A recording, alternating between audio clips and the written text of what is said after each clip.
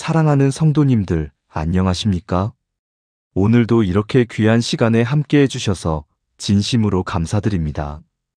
오늘 여러분과 함께 나누고 싶은 이야기가 있습니다. 아마도 많은 분들이 한 번쯤은 고민해 보셨을 주제일 겁니다. 여러분, 혹시 이런 경험 있으십니까?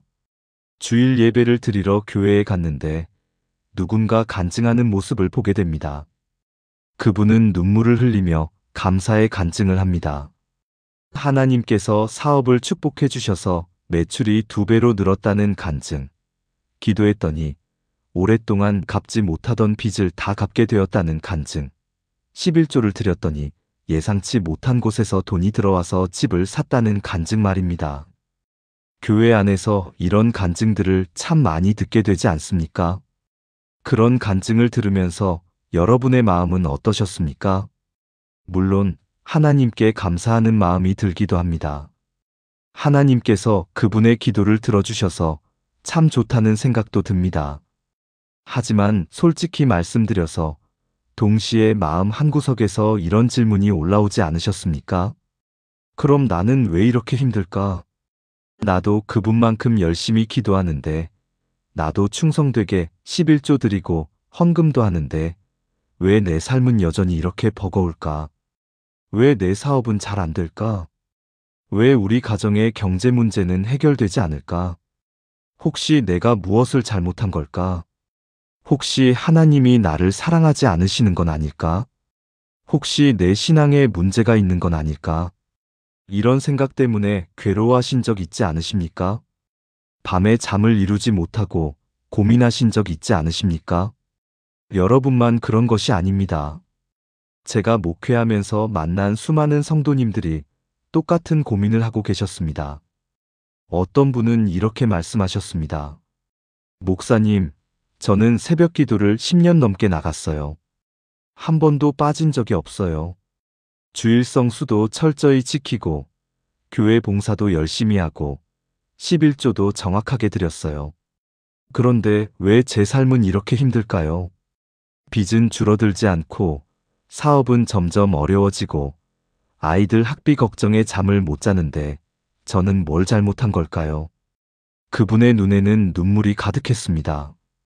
또 어떤 분은 이렇게 말씀하셨습니다.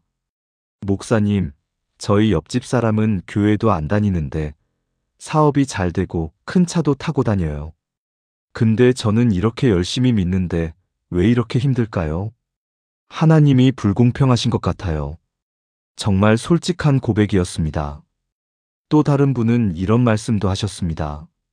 목사님, 교회에서 누가 사업 잘 된다고 간증하면 저는 축하해 주면서도 마음 한편으로는 시기심이 생겨요. 그리고 나 자신이 너무 초라하게 느껴져요. 이런 마음을 가진 제가 정말 신앙인이 맞나 싶어요. 믿음의 가족 여러분, 이런 고민들 정말 현실적이지 않습니까? 우리가 살아가면서 겪는 진짜 고민들입니다. 교과서에 나오는 이론이 아니라 우리의 실제 삶에서 마주하는 문제들입니다. 오늘 이 시간은 바로 그런 여러분을 위한 시간입니다. 우리가 재물과 하나님의 축복에 대해 가지고 있던 오해들을 풀어드리고 싶습니다. 그리고 진정한 의미에서 하나님이 우리에게 주신 것이 무엇인지, 그것을 어떻게 바라보아야 하는지 함께 나누려고 합니다. 여러분의 마음에 있는 그 무거운 짐을 내려놓으실 수 있기를 바랍니다. 여러분이 가지고 계신 그 억울함과 좌절감에서 벗어나실 수 있기를 바랍니다. 오늘 4가지 중요한 진리를 나눌 텐데요. 이 말씀을 통해 여러분의 마음에 참된 평안이 찾아오고 새로운 관점으로 여러분의 삶을 바라볼 수 있게 되기를 간절히 기도합니다. 이 4가지 진리가 여러분의 신앙생활에 새로운 전환점이 되기를 소망합니다. 그럼 지금부터 시작하겠습니다. 집중해서 들어주시기 바랍니다.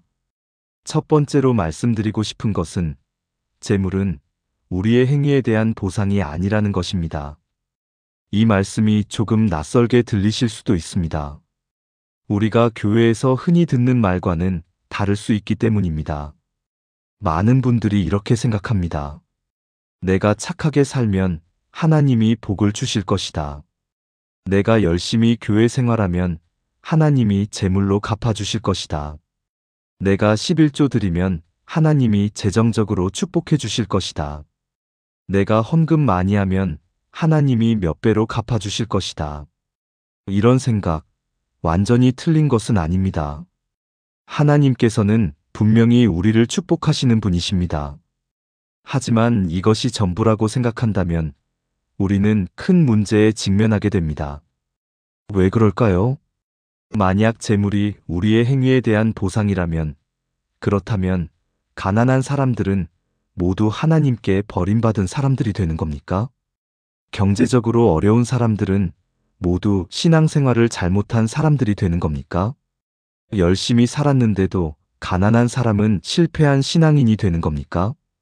그렇게 되면 우리의 믿음은 굉장히 이상한 방향으로 가게 됩니다. 제가 목회하면서 만난 한 집사님 이야기를 좀 더 자세히 나누고 싶습니다. 그분은 정말 신실한 분이셨습니다. 아침 5시 새벽 기도에 10년 넘게 단 한 번도 빠지지 않으셨습니다. 비가 오나 눈이 오나 새벽마다 교회에 나오셔서 기도하셨습니다. 주일 성수는 물론이고 수요 예배, 금요 기도에도 빠지지 않으셨습니다. 교회 청소 봉사, 주차 봉사, 심지어 화장실 청소까지 마다하지 않으셨습니다. 11조는 정확하게 드리셨고 감사헌금도 자주 드리셨습니다. 소득이 많지 않으셨지만 절약해서 선교 헌금도 드리셨습니다. 그런데 그분의 삶은 계속 어려웠습니다. 작은 식당을 운영하셨는데 사업이 계속 어려웠습니다. 직원 월급 주기도 빠듯한 상황이 몇 년째 계속되었습니다. 임대료가 오르면서 가게를 옮겨야 했고 옮긴 곳에서도 장사가 잘 안 되었습니다. 빚이 조금씩 늘어났고 자녀들 학비 걱정에 밤잠을 설치셨습니다. 어느 날 그분이 저를 찾아오셔서 이렇게 말씀하셨습니다. 목사님, 저는 정말 최선을 다해서 하나님을 섬겼는데 왜 제 삶은 이렇게 힘든가요? 새벽 기도도 열심히 나가고 11조도 정확히 드리고 교회 봉사도 열심히 하는데 왜 제 사업은 안 되는 걸까요? 혹시 제가 무엇을 잘못한 건가요? 혹시 제가 모르는 죄가 있는 건가요? 하나님이 저를 미워하시는 건가요? 제가 믿음이 부족한 건가요? 그분의 눈에는 눈물이 가득했습니다. 목소리도 떨리고 계셨습니다. 여러분, 이것이 바로 재물을 보상으로 생각할 때 생기는 문제입니다. 만약 재물이 우리의 행위에 대한 보상이라면 재물이 없는 사람은 하나님께 버림받은 사람이 되는 겁니다. 열심히 살았는데도 가난한 사람은 실패한 신앙인이 되는 겁니다. 그런데 성경을 보면 그렇지 않습니다. 성경에 나오는 가장 위대한 분들을 한번 생각해 보십시오. 그렇다면 예수님은 어떠셨습니까? 예수님께서는 이 땅에 계실 때 얼마나 가난하셨습니까? 예수님은 목수의 아들로 태어나셨습니다. 화려한 왕궁이 아니라 가축 우리에서 태어나셨습니다. 공생의 기간 동안에도 예수님은 가난하게 사셨습니다. 누가복음 9장 58절에서 예수님께서 이렇게 말씀하셨습니다. 여우도 굴이 있고 공중의 새도 거처가 있으되 인자는 머리 둘 곳이 없도다. 예수님은 머리 둘 곳조차 없으셨습니다. 잠잘 집 한 채도 없으셨습니다. 제자들과 함께 이 마을 저 마을을 다니시며 복음을 전하셨지만 정착할 집이 없으셨습니다. 그렇다면 예수님이 하나님께 버림받으신 겁니까? 예수님이 신앙생활을 잘못하신 겁니까? 예수님이 기도를 안 하신 겁니까? 절대 아닙니다. 오히려 예수님은 하나님의 독생자이시고 우리의 구주이시며 하나님께서 가장 사랑하시는 분이셨습니다. 사도 바울은 어떠셨습니까? 바울은 초대교회의 가장 위대한 사도 중 한 분이었습니다. 복음을 위해 자신의 모든 것을 포기한 분이었습니다. 그런데 바울의 삶을 보면 경제적으로 풍요롭지 않았습니다. 빌립보서 4장 12절에서 바울은 이렇게 고백합니다. 나는 비천에 처할 줄도 알고 풍부에 처할 줄도 알아. 모든 일 곧 배부름과 배고픔과 풍부와 궁핍에도 처할 줄 아는 일체의 비결을 배웠노라. 바울도 때로는 배고픔과 궁핍을 경험했습니다. 풍부할 때도 있었지만 비천할 때도 있었습니다. 그렇다면 바울이 신앙생활을 잘못한 겁니까? 바울이 기도를 안 한 겁니까? 바울이 하나님께 불순종한 겁니까? 아닙니다. 오히려 바울은 복음을 위해 모든 것을 포기한 위대한 사도였습니다. 고린도후서 11장 23절부터 27절을 보면 바울이 겪은 고난이 자세히 나옵니다. 매도 수없이 맞고 여러 번 죽을 뻔했고 유대인들에게 40에서 하나 감한 매를 5번이나 맞았고 3번 태장으로 맞고 1번 돌로 맞고 3번 파선하고 밤낮 깊은 바다에서 지냈습니다. 여러 번 여행하면서 강의 위험과 강도의 위험과 동족의 위험과 이방인의 위험과 시내의 위험과 광야의 위험과 바다의 위험과 거짓 형제 중의 위험을 당하고 또 수고하며 애쓰고 여러 번 자지 못하고 줄이며 목마르고 여러 번 굶고 춥고 헐벗었습니다. 이것이 바울의 삶이었습니다. 수고하고 애쓰고 자지 못하고 줄이고 목마르고 굶고 춥고 헐벗은 삶이었습니다. 이것이 복음을 위해 헌신한 바울의 현실이었습니다. 그렇다면 바울이 하나님께 버림받은 겁니까? 절대 아닙니다. 오히려 바울은 하나님께 가장 크게 쓰임받은 사도 중 한 분이었습니다. 바울이 쓴 서신들이 신약 성경의 대부분을 차지하고 있습니다. 바울의 선교 여행을 통해 복음이 온 세계로 퍼져나갔습니다. 바울의 가르침이 오늘날까지 교회의 기초가 되고 있습니다. 이것이 무엇을 말해줍니까? 재물과 하나님의 축복은 직접적인 인과관계가 아니라는 것입니다. 구약의 욥도 생각해 보십시오. 욥기 1장 1절에서 욥을 이렇게 소개합니다. 우스 땅에 욥이라 부르는 사람이 있었는데 그 사람은 온전하고 정직하여 하나님을 경외하며 악에서 떠난 자더라. 욥은 온전하고 정직했습니다. 하나님을 경외하며 악에서 떠난 사람이었습니다. 그런데 그에게 어떤 일이 일어났습니까? 하루아침에 모든 재산을 잃었습니다. 자녀들이 모두 죽었습니다. 자신도 온몸에 악창이 생겨 고통받았습니다. 그렇다면 욥이 죄를 지은 겁니까? 욥이 하나님께 불순종한 겁니까? 아닙니다. 오히려 하나님께서는 욥을 온전하고 정직한 사람이라고 인정하셨습니다. 사랑하는 성도님들, 이것이 우리에게 주는 교훈이 무엇입니까? 재물은 우리의 행위에 대한 보상이 아니라는 것입니다. 내가 착하게 살았다고 해서 자동으로 부자가 되는 것이 아니고 내가 열심히 기도했다고 해서 반드시 경제적으로 풍요로워지는 것이 아닙니다. 물론 하나님은 우리의 필요를 아시고 채워주시는 분이십니다. 마태복음 6장 8절에서 예수님께서 이렇게 말씀하셨습니다. 그러므로 그들을 본받지 말라 구하기 전에 너희에게 있어야 할 것을 하나님 너희 아버지께서 아시느니라. 하나님은 우리의 필요를 아십니다. 그리고 우리의 필요를 채워주십니다. 하지만 그것을 보상의 개념으로 이해해서는 안 됩니다. 만약 재물이 보상이라면 가난한 사람들은 모두 죄인이 되고 부자들은 모두 의인이 되는 이상한 논리가 성립됩니다. 하지만 성경은 그렇게 말씀하지 않습니다. 마태복음 5장 45절에서 예수님은 이렇게 말씀하셨습니다. 이같이 한즉 하늘에 계신 너희 아버지의 아들이 되리니 이는 하나님이 그 해를 악인과 선인에게 비추시며 비를 이로운 자와 불의한 자에게 내려주심이라. 하나님은 해를 악인과 선인에게 똑같이 비추십니다. 비를 이로운 자와 불의한 자에게 똑같이 내려주십니다. 이것이 하나님의 공평하심입니다. 하나님은 차별하지 않으십니다. 그러므로 재물이 많다고 해서 하나님께 더 사랑받는 것이 아니고 재물이 적다고 해서 하나님께 버림받은 것이 절대 아닙니다. 재물이 많고 적음은 하나님의 사랑과 아무 관계가 없습니다. 여러분이 지금 경제적으로 어렵다고 해서 하나님께서 여러분을 사랑하지 않으시는 것이 아닙니다. 여러분이 열심히 기도했는데도 형편이 나아지지 않는다고 해서 하나님께서 여러분의 기도를 듣지 않으신 것이 아닙니다. 하나님은 여러분을 사랑하십니다. 지금 이 순간에도 여러분을 사랑하고 계십니다. 이것이 오늘 제가 드리는 첫 번째 말씀입니다. 재물은 우리의 행위에 대한 보상이 아닙니다. 이 진리를 마음에 새기시기 바랍니다. 두 번째로 말씀드리고 싶은 것은 구약의 축복 개념이 신약에서 어떻게 완성되었는가 하는 것입니다. 이 부분은 조금 신학적인 이야기일 수 있습니다.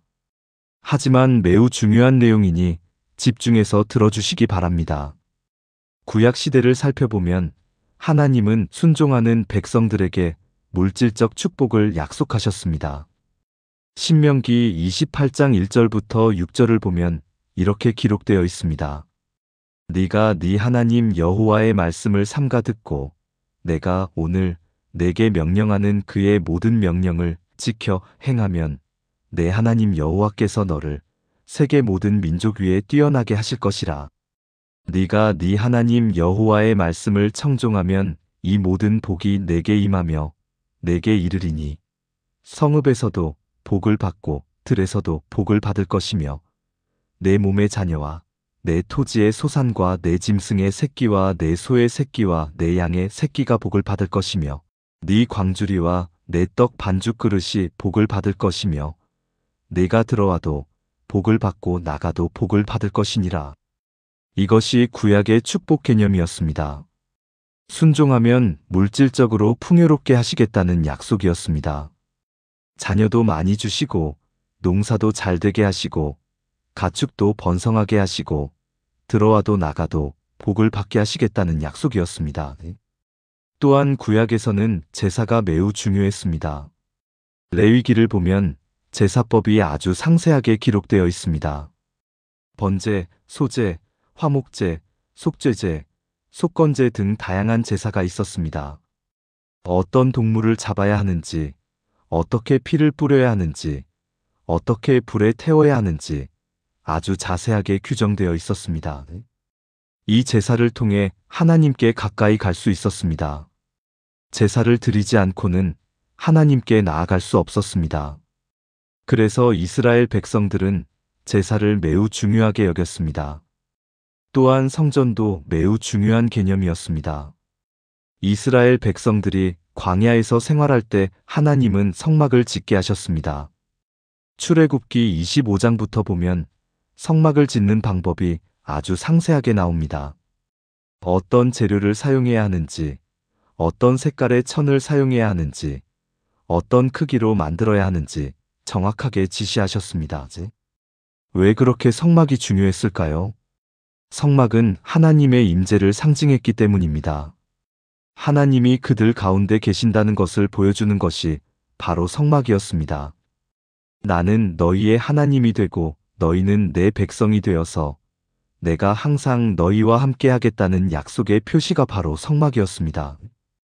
그리고 이스라엘 백성들이 가나안에 정착한 후에는 성전을 짓게 됩니다. 솔로몬이 예루살렘에 웅장한 성전을 지었습니다. 이 성전의 의미 역시도 하나님이 그들 가운데 계시다는 의미였습니다.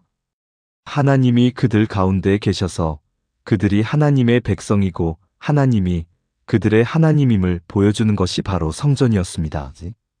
따라서 이스라엘 백성들이 바벨론의 포로로 잡혀간다든지 피난을 갔다가 돌아오게 되면 가장 먼저 해야 했던 일이 성전을 재건하는 일이었습니다. 에스라 기서와 느헤미야서를 보면 포로에서 돌아온 백성들이 가장 먼저 한 일이 성전을 재건하는 일이었습니다. 성전을 다시 세우는 그 일이 왜 중요했는가 하면 그것은 바로 하나님이 다시 그들에게로 돌아오신다는 상징이었고 그들이 다시 하나님께로 돌아간다는 의미이기 때문에 성전은 구약에서는 굉장히 중요한 개념이었습니다. 그런데 신약 시대에 와서 이 모든 것이 어떻게 되었습니까? 예수 그리스도를 통해 완성되었습니다. 제사는 예수 그리스도의 십자가 희생으로 완성되었습니다. 히브리서 10장 10절에서 이렇게 말합니다. 이 뜻을 따라 예수 그리스도의 몸을 단번에 들이심으로 말미암아 우리가 거룩함을 얻었노라. 더 이상 우리는 양이나 염소를 잡아 제사 드릴 필요가 없습니다. 예수님이 단번에 영원한 제사를 드리셨기 때문입니다. 히브리서 9장 12절도 이렇게 말합니다. 염소와 송아지의 피로 하지 아니하고 오직 자기의 피로 영원한 속죄를 이루사 단번에 성소에 들어가셨느니라. 예수님의 십자가 희생으로 제사가 완성되었습니다. 성전은 어떻게 되었습니까? 요한복음 2장 19절에서 21절을 보면 예수님께서 성전에 대해 말씀하십니다. 예수께서 대답하여 이르시되 너희가 이 성전을 헐라 내가 사흘 동안에 일으키리라. 유대인들이 이르되 이 성전은 46년 동안에 지었거늘 네가 3일 동안에 일으키겠느냐 하더라. 그러나 예수는 성전된 자기 육체를 가리켜 말씀하신 것이라. 예수님이 바로 성전이 되셨습니다. 그래서 예수님의 이름이 임마누엘, 곧 하나님이 우리와 함께 계신다는 뜻입니다. 마태복음 1장 23절에 이렇게 기록되어 있습니다. 보라 처녀가 잉태하여 아들을 낳을 것이요 그의 이름은 임마누엘이라 하리라 하셨으니 이를 번역한즉 하나님이 우리와 함께 계시다 함이라. 이제는 건물로서의 성전이 아니라 예수 그리스도가 계신 곳이 성전이고 예수 그리스도를 믿는 우리가 성전입니다. 고린도전서 3장 16절에서 바울은 이렇게 말합니다. 너희는 너희가 하나님의 성전인 것과 하나님의 성령이 너희 안에 계시는 것을 알지 못하느냐? 우리 자신이 바로 성전이 된 것입니다. 더 이상 예루살렘에 가서 성전에 들어가야 하나님을 만날 수 있는 것이 아닙니다. 예수 그리스도를 믿는 우리 안에 성령께서 계심으로 우리가 바로 성전입니다. 그렇다면 재물과 축복의 개념은 어떻게 완성되었습니까? 이것이 오늘의 핵심입니다. 구약에서 약속하셨던 그 풍성한 삶, 영원한 생명, 이 모든 것이 예수 그리스도 안에서 완성되었습니다. 요한복음 10장 10절에서 예수님은 이렇게 말씀하셨습니다. 도둑이 오는 것은 도둑질하고 죽이고 멸망시키려는 것뿐이요 내가 온 것은 양으로 생명을 얻게 하고 더 풍성히 얻게 하려는 것이라. 풍성한 생명이 무엇입니까? 단순히 돈 많고 건강한 것이 아닙니다. 예수 그리스도 안에서 누리는 영원한 생명, 하나님과의 관계, 그것이 진정한 풍성함입니다. 요한복음 17장 3절에서 예수님께서 이렇게 기도하십니다.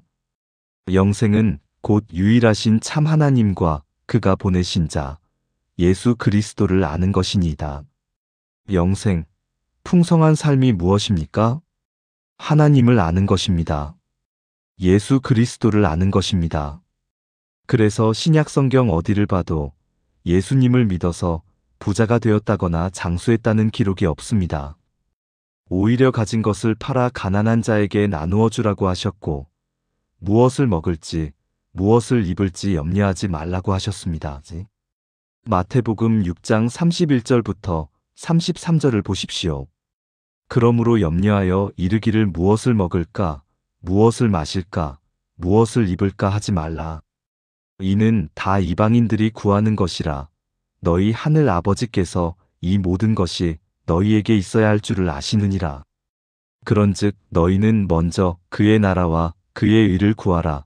그리하면 이 모든 것을 너희에게 더하시리라. 먼저 하나님 나라를 구하라는 것입니다. 그러면 필요한 것은 하나님이 더하여 주신다는 것입니다. 사랑하는 성도님들, 이것이 무엇을 의미합니까? 구약의 물질적 축복 약속은 예수 그리스도 안에서 영적인 축복으로 완성되었다는 것입니다. 우리가 추구해야 할 것은 물질적 풍요가 아니라 예수 그리스도 안에서 누리는 영원한 생명과 평안입니다. 에베소서 1장 3절에서 바울은 이렇게 말합니다. 찬송하리로다 하나님 곧 우리 주 예수 그리스도의 아버지께서 그리스도 안에서 하늘에 속한 모든 신령한 복을 우리에게 주시되. 하늘에 속한 모든 신령한 복입니다. 땅에 속한 물질적인 복이 아니라 하늘에 속한 신령한 복입니다. 이것이 신약의 축복 개념입니다. 이것이 두 번째 말씀입니다. 세 번째로 말씀드리고 싶은 것은 재물은 은사이며 은사에는 항상 사명이 따른다는 것입니다. 은사라는 말을 들어보셨죠? 성령의 은사, 하나님께서 주시는 특별한 능력이나 재능을 의미합니다. 어떤 사람은 지혜의 말씀을 받고, 어떤 사람은 병 고치는 은사를 받고, 어떤 사람은 방언의 은사를 받습니다. 저는 재물도 바로 이런 은사의 하나라고 생각합니다. 고린도전서 12장 4절부터 11절을 보면 은사에 대해 이렇게 말씀하고 있습니다. 은사는 여러 가지나 성령은 같고, 직분은 여러 가지나 주는 같으며, 또 사역은 여러 가지나 모든 것을 모든 사람 가운데서 이루시는 하나님은 같으니 각 사람에게 성령을 나타내심은 유익하게 하려 하심이라. 어떤 사람에게는 성령으로 말미암아 지혜의 말씀을, 어떤 사람에게는 같은 성령을 따라 지식의 말씀을, 다른 사람에게는 같은 성령으로 믿음을, 어떤 사람에게는 한 성령으로 병 고치는 은사를, 어떤 사람에게는 능력 행함을, 어떤 사람에게는 예언함을, 어떤 사람에게는 영들 분별함을, 다른 사람에게는 각종 방언 말함을, 어떤 사람에게는 방언들, 통역함을 주시나니 이 모든 일은 같은 한 성령이 행하사 그의 뜻대로 각 사람에게 나누어 주시는 것이니라. 여기서 가장 중요한 점이 무엇입니까? 성령께서 그의 뜻대로 각 사람에게 나누어 주신다는 것입니다. 어떤 사람에게는 많이, 어떤 사람에게는 적게 주십니다. 공평하게 똑같이 주시지 않습니다. 모든 사람에게 똑같은 은사를 주시지 않습니다. 재물도 마찬가지입니다. 하나님은 어떤 사람에게는 많은 재물을 주시고 어떤 사람에게는 적은 재물을 주십니다. 왜 그럴까요? 솔직히 저도 완전한 답은 모르겠습니다.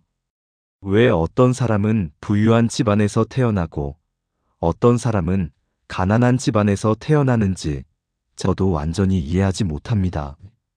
왜 어떤 사람은 사업이 잘 되고 어떤 사람은 아무리 노력해도 사업이 안 되는지 저도 완전히 설명할 수 없습니다.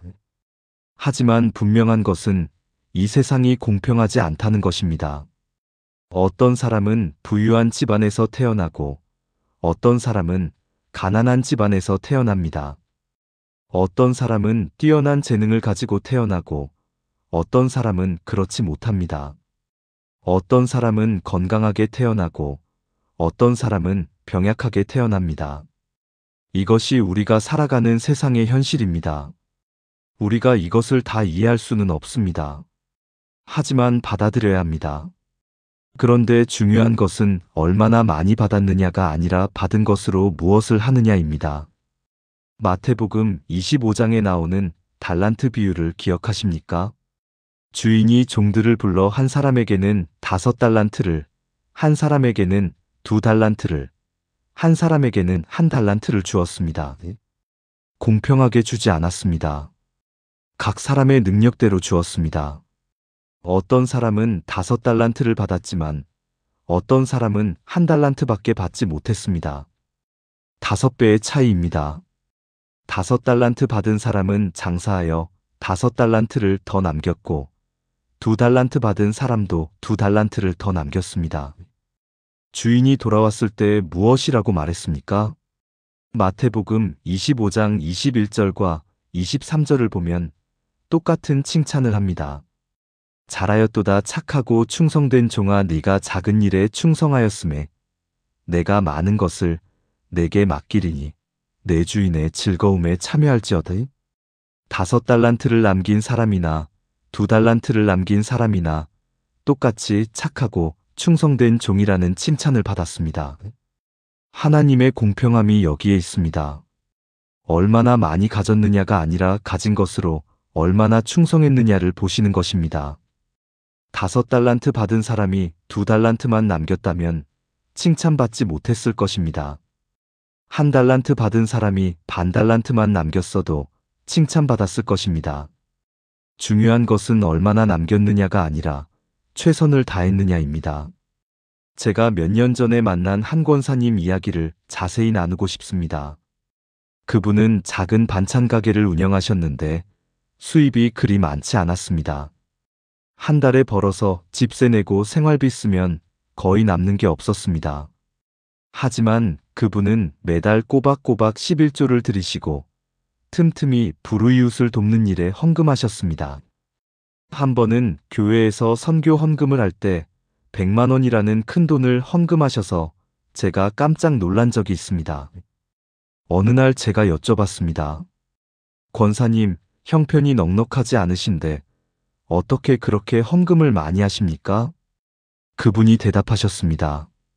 목사님, 저는 부자는 아니지만 하나님께서 이 작은 가게를 허락하신 것에 감사해요. 어떤 사람은 큰 사업을 하지만 저는 이 작은 반찬 가게밖에 없어요. 하지만 이것도 하나님께서 주신 은사라고 생각해요. 그래서 이 은사를 가지고 하나님을 기쁘시게 하고 싶어요.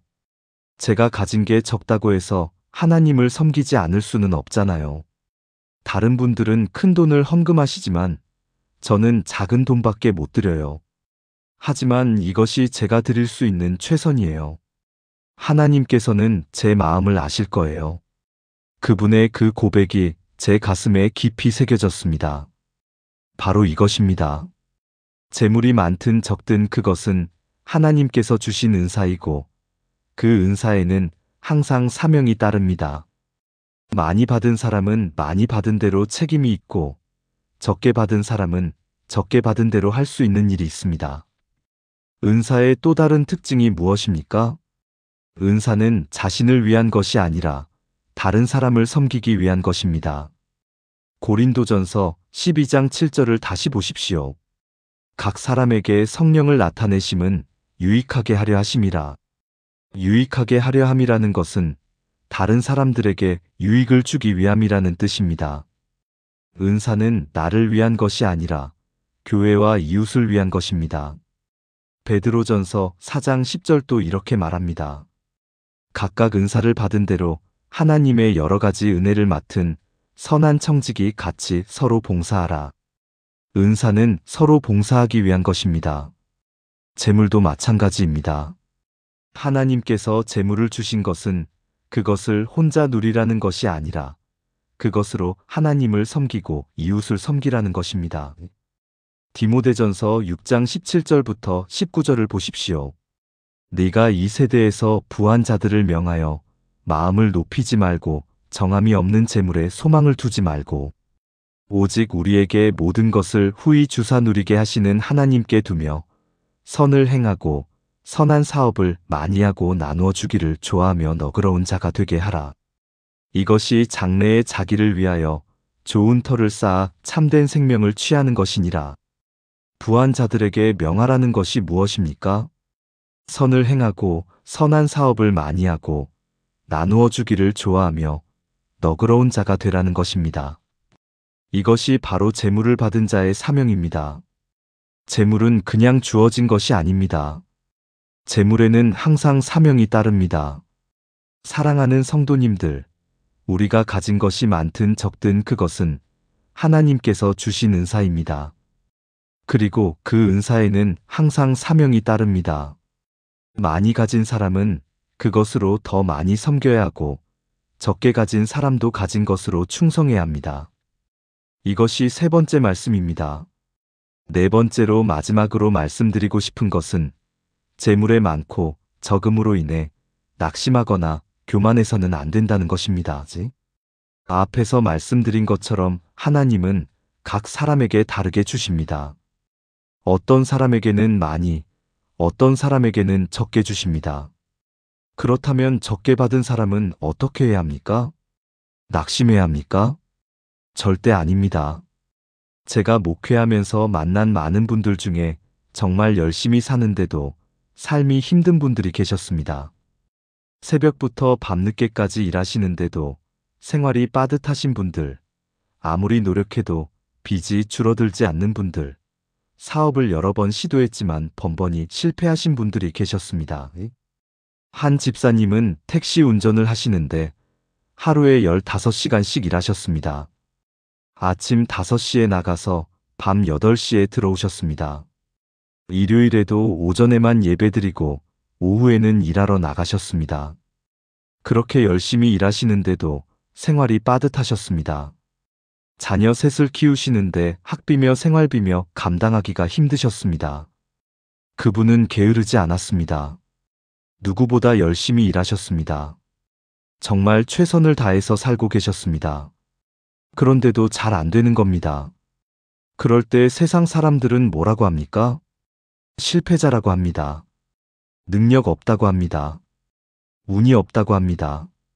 그런데 믿음의 가족 여러분, 하나님의 눈으로 보면 그렇지 않습니다. 하나님은 우리에게 몇 개를 주셨는지 아십니다. 그러므로 하나님이 우리에게 물으시는 것은 너 몇 개 가졌느냐가 아니라 너 몇 개 남겼느냐입니다. 1달란트 받은 사람이 반달란트를 남기면 그것이 5달란트 받은 사람이 2달란트 남긴 것보다 못한 것이 아닙니다. 오히려 1달란트 받은 사람이 할 수 있는 최선을 다했다면 그것이 하나님께는 더 귀한 것일 수 있습니다. 누가복음 21장에 나오는 과부의 2렙돈 이야기를 기억하십니까? 부자들이 헌금함에 많은 돈을 넣을 때 가난한 과부가 2렙돈을 넣었습니다. 2렙돈이 얼마나 작은 돈입니까? 하루 품삯의 몇 분의 1밖에 안 되는 아주 작은 돈이었습니다. 예수님께서 뭐라고 말씀하셨습니까? 누가복음 21장 3절부터 4절입니다. 이르시되 내가 참으로 너희에게 말하노니 이 가난한 과부가 다른 모든 사람보다 많이 넣었도다. 저들은 그 풍족한 중에서 헌금을 넣었거니와 이 과부는 그 가난한 중에서 자기가 가지고 있는 생활비 전부를 넣었느니라. 2렙돈이 얼마나 작은 돈입니까? 하지만 예수님은 이 과부가 다른 모든 사람보다 많이 넣었다고 말씀하셨습니다. 왜 그렇습니까? 금액의 문제가 아니라 마음의 문제이기 때문입니다. 가진 것의 전부를 드렸기 때문입니다. 최선을 다했기 때문입니다. 사랑하는 성도님들, 여러분이 가진 것이 적다고 해서 낙심하지 마십시오.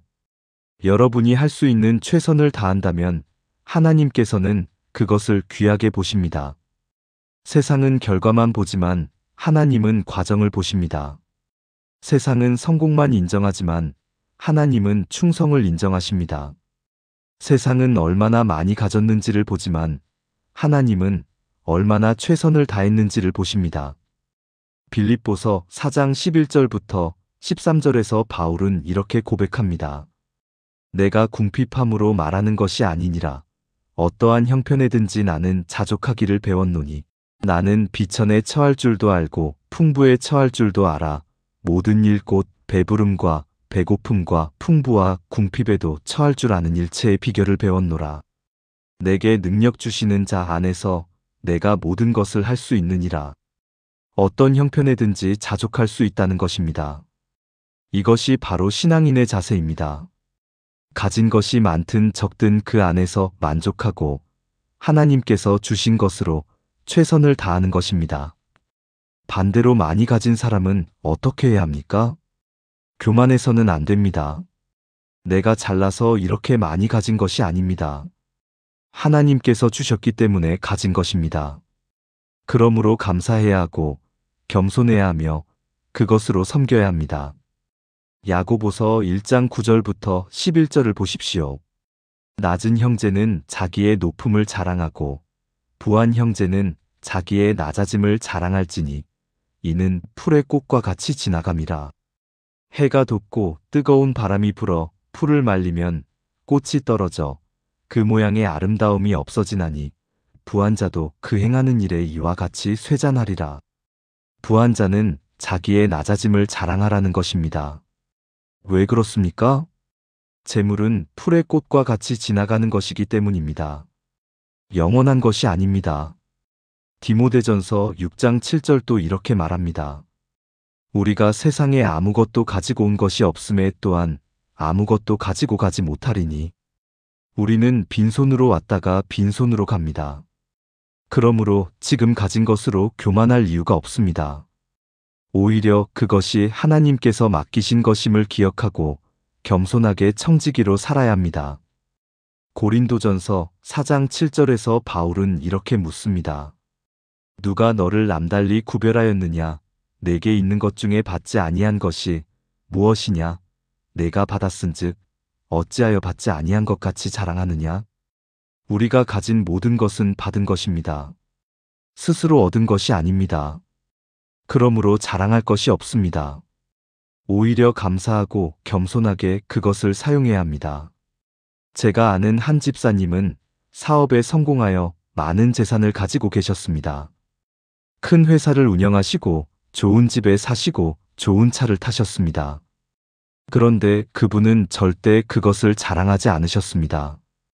오히려 더 낮은 자세로 교회를 섬기셨고 어려운 이웃들을 돕는 일에 앞장서셨습니다. 매달 고아원과 양로원을 방문하여 봉사하셨고 장학금도 많이 주셨습니다. 교회에서 어려운 분들이 있으면 조용히 돕곤 하셨습니다. 어느 날 제가 여쭤봤습니다. 집사님, 어떻게 그렇게 겸손하게 사실 수 있으십니까? 그분이 대답하셨습니다. 목사님, 이 모든 것이 제 것이 아니에요. 하나님께서 잠시 제게 맡기신 것이죠. 저는 그저 청지기일 뿐이에요. 하나님께서 제게 많이 맡기신 이유가 있을 거예요. 아마도 제가 이것으로 더 많은 사람들을 섬기기를 원하시는 것 같아요. 그래서 저는 제가 가진 것으로 최대한 많은 사람들을 돕고 싶어요. 그것이 제 사명이라고 생각해요. 죽을 때 이 돈을 가지고 갈 수도 없잖아요. 그렇다면 살아있을 때 의미 있게 사용하는 것이 맞다고 생각해요. 이 얼마나 아름다운 고백입니까? 사랑하는 성도님들, 이것이 바로 우리가 가져야 할 자세입니다. 가진 것이 적다고 해서 낙심하지 않고 가진 것이 많다고 해서 교만하지 않는 것입니다. 적게 가진 사람은 그것으로 최선을 다하고 많이 가진 사람은 그것으로 겸손하게 섬기는 것입니다. 이것이 네 번째 마지막 말씀입니다.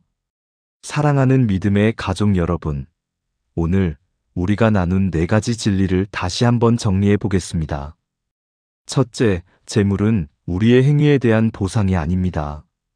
내가 착하게 살았다고 해서 자동으로 부자가 되는 것이 아니고 가난하다고 해서 하나님께 버림받은 것이 아닙니다. 예수님도 가난하셨고 바울도 궁핍을 경험했습니다. 재물에 많고 적음은 하나님의 사랑과 아무 관계가 없습니다. 둘째, 구약의 물질적 축복 개념은 신약에서 예수 그리스도 안에서 영적 축복으로 완성되었습니다. 제사가 예수님의 십자가로 완성되었고 성전이 예수님 자신으로 완성되었듯이 축복도 예수 그리스도 안에서 완성되었습니다. 우리가 추구해야 할 것은 물질적 풍요가 아니라 예수 그리스도 안에서 누리는 영원한 생명입니다. 셋째, 재물은 은사이며 은사에는 항상 사명이 따릅니다. 하나님께서 우리에게 주신 것은 그것으로 하나님을 섬기고 이웃을 섬기라는 것입니다. 많이 가진 사람은 많이 섬겨야 하고 적게 가진 사람도 가진 것으로 충성해야 합니다. 넷째, 재물에 많고 적음으로 인해 낙심하거나 교만해서는 안 됩니다. 하나님은 우리가 얼마나 많이 가졌느냐가 아니라 가진 것으로 얼마나 충성했느냐를 보십니다. 적게 가진 사람은 최선을 다하고 많이 가진 사람은 겸손하게 섬기면 됩니다. 이 네 가지 진리를 여러분의 마음에 깊이 새기시기 바랍니다. 그리고 이제부터는 재물을 바라보는 새로운 관점을 가지시기 바랍니다. 재물이 많아서 감사한 것이 아니라 하나님께서 주신 모든 것에 감사하십시오. 재물이 적어서 낙심하는 것이 아니라 하나님께서 주신 것으로 최선을 다하십시오. 재물로 교만하지 말고 재물의 부족으로 좌절하지 마십시오. 오직 하나님께서 여러분에게 맡기신 것이 무엇이든 그것으로 하나님을 기쁘시게 하는 삶을 사시기 바랍니다. 여러분, 세상은 우리에게 계속 묻습니다. 너는 뭘 가졌니? 너는 얼마나 성공했니? 너는 얼마나 부자니? 하지만 하나님은 다른 것을 물으십니다. 너는 내가 준 것으로 얼마나 충성했니? 너는 내 이웃을 얼마나 사랑했니? 너는 나를 얼마나 기쁘시게 했니? 우리가 대답해야 할 질문은 세상의 질문이 아니라 하나님의 질문입니다. 오늘 이 말씀이 여러분에게 큰 위로가 되었으면 좋겠습니다. 여러분의 삶이 세상이 정한 기준이 아니라 하나님의 기준으로 평가받기를 원합니다. 여러분이 가진 것에 많고 적음이 아니라 여러분의 충성됨으로 인정받기를 원합니다. 그리고 언젠가 주님 앞에 섰을 때 잘하였도다, 착하고 충성된 종아라는 칭찬을 듣는 여러분이 되시기를 간절히 기도합니다.